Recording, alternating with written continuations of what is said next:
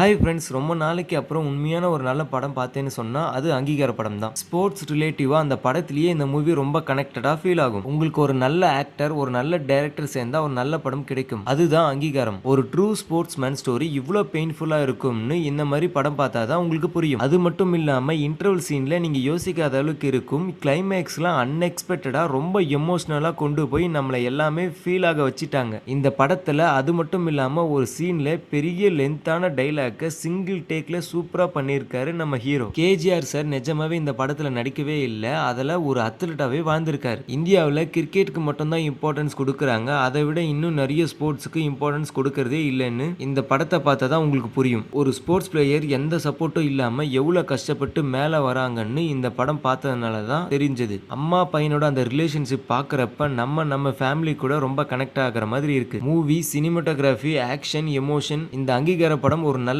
Complete package இருந்தது. ஒரு நல்ல படத்தை மிஸ் பண்ணிட்டேன்னு ஃபீல் பண்ணக்கூடாது. இது கண்டிப்பா அங்கீகார படத்தை உங்க நியர்பை தியேட்டர்ல போய் பாருங்க. நாளைக்கு 26 ஃப்ரைடே இந்த படம் ரிலீஸ் ஆக போது. படம் பார்த்துட்டு கமெண்ட்ல சொல்லுங்க. Signing off Dinesh.